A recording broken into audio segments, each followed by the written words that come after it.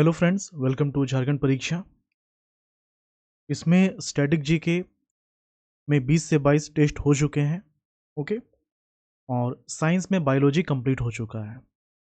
Indian polity जब से start हुआ है इसमें 6 से 7 टेस्ट हुआ है, लेकिन स्टडी मटेरियल इसका अब जो है जितने भी सब्जेक्ट होंगे सभी का स्टडी मटेरियल जो शॉर्ट नोट्स होता है वो आपको उपलब्ध करवाया जा रहा है। ओके।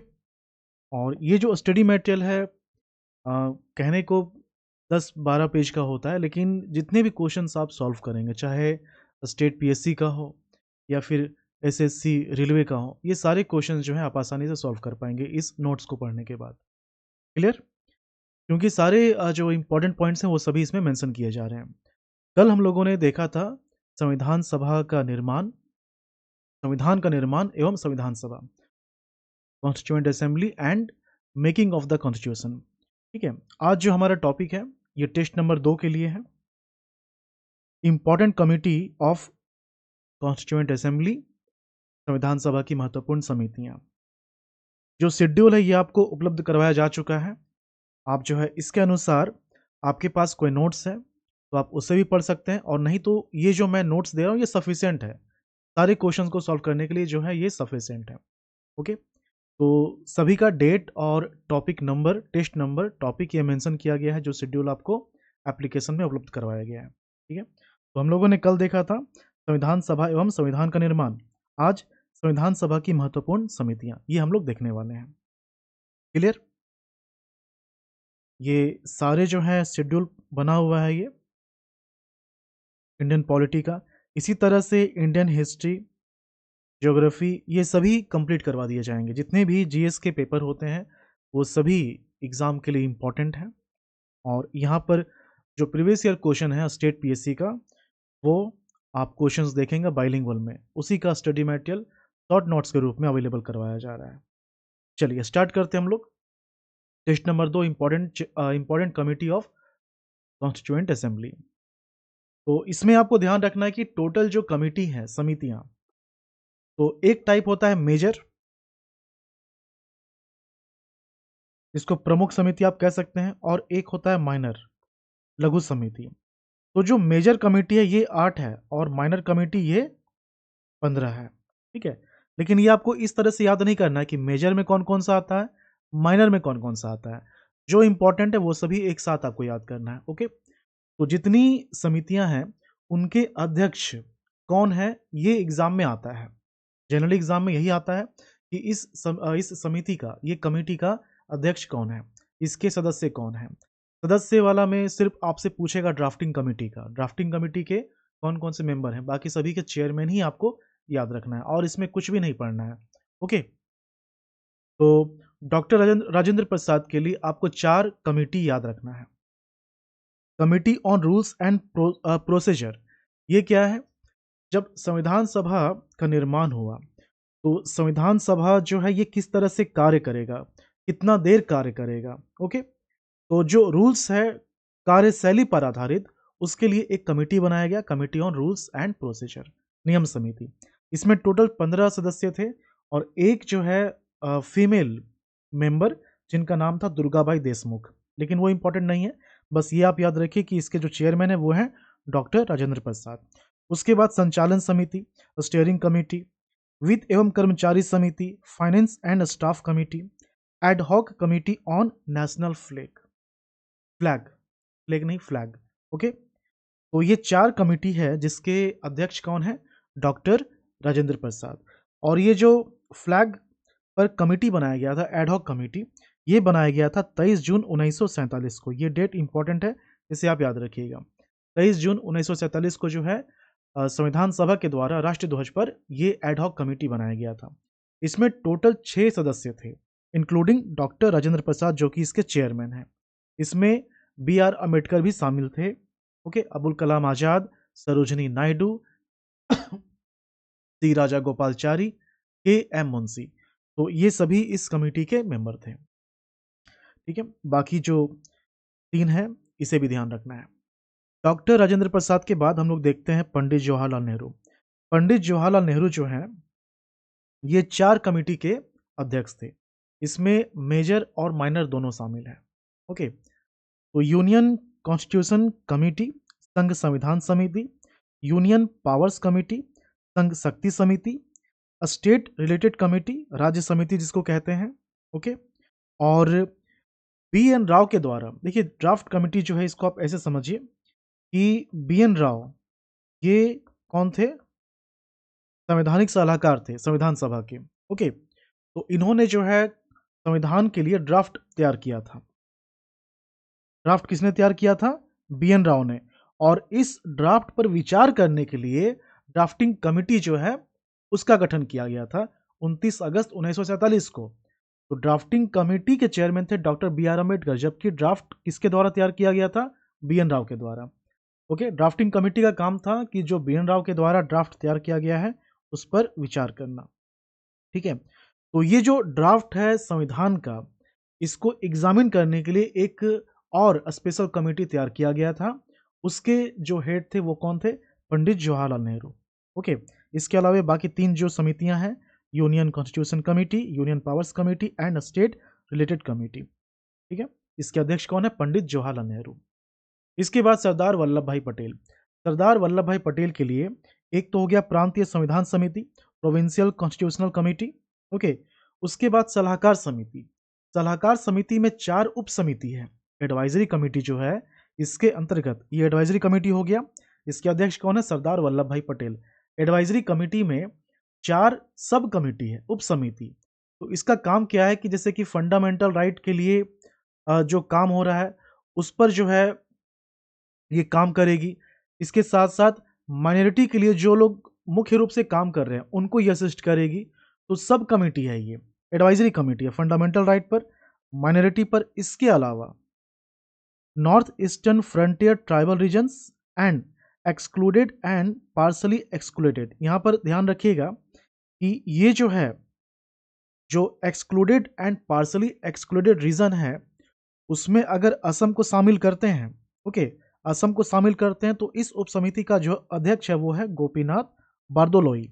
और अगर इस रीजन से असम को हटा देते हैं तब इसके जो अध्यक्ष होंगे वो एवी ठक्कर होंगे। तो यहाँ पर डिफरेंस आपको याद रखना है। असम को अगर शामिल करते हैं तो गोपीनाथ बारदोलोई, असम को हटा देते हैं तो एवी ठक्कर। ओके। तो ये टोटल जो है 4 सब कमेटी है जिसकी एडवाइजरी कमेटी के अध्यक्ष कौन है? सरदार वल्लभ भाई पटेल। और जो सब कमेटी है उसके अध्यक्ष कौन कौन है? Fundamental right sub committee JB Kripalani, minorities sub committee HC Mukherjee. Okay. ये जो जेबी कृपलानी है ये संविधान सभा का जब गठन हुआ था तो संविधान सभा के ये पहले वक्ता थे। संविधान सभा में सबसे पहले जिन्होंने बोला था वो जेबी कृपलानी ही थे। ओके। ये हो गया सरदार वल्लभ भाई पटेल के अंतर्गत जो कमेटी है। ओके। इसके बाद एस वरदचारी। एस वरदचारी 2 कमेटी के अध्यक्ष थे। एक सिटीजनशिप के लिए जो एडहॉक कमेटी बनाया गया था उसके अध्यक्ष थे, साथ ही साथ सुप्रीम कोर्ट के लिए भी जो एडहॉक कमेटी बनाया गया था उसके भी अध्यक्ष थे। तो ये दोनों के अध्यक्ष कौन है? एस वरदाचारी। ओके। फिर अल्लादी कृष्णम स्वामी अय्यर। अल्लादी कृष्णा स्वामी अय्यर, तो ये किस कमेटी के अध्यक्ष थे? क्रेडेंशियल कमेटी, साख समिति। ओके। बस अध्यक्ष का नाम आपको याद रखना है, अल्लादी कृष्णा स्वामी अय्यर। जो ड्राफ्ट कमेटी, ड्राफ्टिंग कमेटी जो गठित हुआ था 29 अगस्त को, उसके ये मेंबर भी थे अल्लादी कृष्णा स्वामी अय्यर। क्रेडेंशियल कमेटी, साख समिति। नेक्स्ट पट्टाभी सीतारमैया। ओके। पट्टाभी सीतारमैया ये 2 कमेटी के अध्यक्ष थे। एक सदन समिति हाउस कमेटी और दूसरा जो 4 चीफ कमिश्नरी प्रोविंसेस था, मैंने कल बताया था ना, A B C D. Okay. Ajmer, Baluchistan, Coorg और दिल्ली। तो ये 4 कमिश्नरी प्रोविंसेस हैं। इसके लिए जो कमेटी बनाया गया उस कमेटी के अध्यक्ष कौन है? पट्टाभी सीतारमैया। ओके। तो ये 2 कमेटी के अध्यक्ष थे पट्टाभी सीतारमैया। नेक्स्ट डॉक्टर के एम मुंशी। डॉक्टर के एम मुंशी ये भी जो है ड्राफ्टिंग कमेटी के सदस्य थे। ऑर्डर ऑफ बिजनेस कमेटी, कार्य निर्धारण समिति के ये अध्यक्ष थे। ओके। जीवी मालवंकर ये जो है पहले स्पीकर हैं, संसद कह सकते हैं, लोकसभा कह सकते हैं। यहाँ पर कल मैंने बताया था आपको कि जो संविधान सभा है इसके दो काम थे। ओके, एक तो संविधान का निर्माण करना, दूसरा संसद के रूप में काम करना। तो जब ये संविधान का निर्माण कर रही है तो इसके अध्यक्ष कौन हो जाते हैं? डॉक्टर राजेंद्र प्रसाद। और जब ये संसद के रूप में कार्य कर रही है तो इसके अध्यक्ष कौन हो जाते हैं? जीवी मालवंकर। ओके, तो जीवी मालवंकर जो हैं ये किस कमेटी के अध्यक्ष थे? Committee on functions of constituent assembly. Okay, संविधान सभा के कृतियों की समिति के ये अध्यक्ष थे जीवी मालवंकर। ओके, इसके बाद एस के धर जो है भाषाई प्रांत आयोग के चेयरमैन थे। उषानाथ सेन ये प्रेस गैलरी कमेटी के अध्यक्ष थी। ओके, नालिनी रंजन सरकार financial provisions on the union constitution पर जो एक्सपर्ट कमेटी है उसके अध्यक्ष। ओके, तो ये जो कमेटी है इसके नाम याद रखने हैं। ड्राफ्टिंग कमेटी को अच्छे से पढ़ना, अच्छे से पढ़ने का मतलब ये है कि इसके सभी सदस्यों के नाम आपको याद रखने होंगे। ओके, तो मैंने कहा कि बी एन राव के द्वारा जो ड्राफ्ट तैयार किया गया था संविधान के लिए, उस ड्राफ्ट पर विचार करने के लिए संविधान सभा के द्वारा 29 अगस्त 1947 को ड्राफ्टिंग कमेटी गठन किया गया। ओके, इसका गठन किया गया। इसको ड्राफ्टिंग कमेटी को हिंदी में ड्राफ्टिंग कमेटी भी बोलते हैं। इसके अलावा प्रारूप समिति, मसौदा समिति, पांडुलेखन समिति भी कहा जाता है। ठीक है, तो ये जो समिति है इसका गठन कब हुआ? 29 अगस्त को।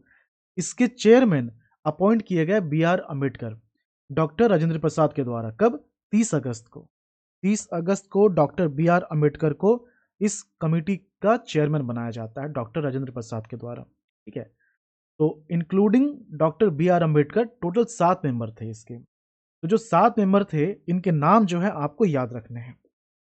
ओके, कौन कौन से हैं? सबसे पहले बी आर अम्बेडकर। तो बी आर अम्बेडकर इसके चेयरमैन हो जाते हैं, जो कि 30 अगस्त 1947 को अपॉइंट होते हैं एज ए चेयरमैन। ओके, उसके बाद के एम मुंशी, गोपाल स्वामी एंगर, अल्लादी कृष्णा स्वामी अय्यर, सैयद मोहम्मद सादुल्ला, बी एल मित्तर, डी पी खैतान। अब यहाँ आपको एक चीज समझना है कि ये जो बी एल मित्तर हैं, ओके, और डी पी खैतान, ये शुरुआती जब समिति का गठन हुआ था तो उस समय ये सदस्य थे। बाद में इन दोनों की जगह दो नए सदस्य आते हैं। बी एल मित्तर जो हैं ये रिजाइन देते हैं, इस्तीफा देते हैं। तो बी एल मित्तर की जगह पर कौन आते हैं? N Madhav Rao. Okay, N Madhav Rao. और डीपी खैतान जो है इनका निधन हो जाता है। तो इनका निधन जब होता है तो उसके बाद इनकी जगह पर कौन आते हैं? TT Krishnamachari. Okay, TT Krishnamachari. तो ये दो नए मेंबर का नाम आपको याद रखना है। अब ऑप्शन आपको देखना है कि किस तरह का क्वेश्चन बना हुआ, ऑप्शन क्या है। ये बेसिक आपको पता हो गया कि शुरुआत के जो 7 मेंबर हैं उसमें बी एल मित्तर और डीपी खैतान है। बी एल मित्तर रिजाइन देते हैं, इनकी जगह पर एन माधव राव आते हैं। डीपी खैतान की मृत्यु होती है, इनकी जगह पर टीटी कृष्णामचारी आते हैं। ठीक है, तो ये क्या है? ये ड्राफ्टिंग कमेटी हो गया। तो टोटल जितने कमेटी यहाँ पर लिखे हुए हैं, 19 कमेटी का नाम लिखा हुआ है, इसके चेयरमैन का नाम लिखा हुआ है, ये आपको ध्यान रखना है। ओके, क्वेश्चन इससे आता है डेफिनेटली, जो है ये सब इंपॉर्टेंट टॉपिक है। और ये जो आप देख रहे हैं यहाँ पर, ये ऐसा नहीं कि सिर्फ इंपॉर्टेंट टॉपिक ही करवाया जा रहा है। जितने भी टॉपिक बन सकते हैं चैप्टर वाइज सभी को जो है स्टडी मटेरियल दिया जाएगा। और क्वेश्चन तो अवेलेबल है ही एप्लीकेशन में। और जितने भी क्वेश्चंस हैं आपको मैंने पहले ही बताया कि क्वेश्चन वो खुद से नहीं बनाया गया है, सभी प्रीवियस ईयर क्वेश्चन है, किसी ना किसी स्टेट पीएससी के क्वेश्चंस हैं, जैसे कि JPSC, BPSC, Uttar Pradesh PSC, Chhattisgarh PSC, Madhya Pradesh PSC, तो इन सभी के प्रीवियस ईयर क्वेश्चंस हैं। ओके, हिंदी और इंग्लिश दोनों में। ठीक है, तो आप जो है ऐप को डाउनलोड कर लीजिए टेस्ट को अटेम्प्ट करने के लिए। बाइलिंगुअल टेस्ट है और ये डेली बेसिस पर आपको स्टडी मटेरियल मिलता रहेगा।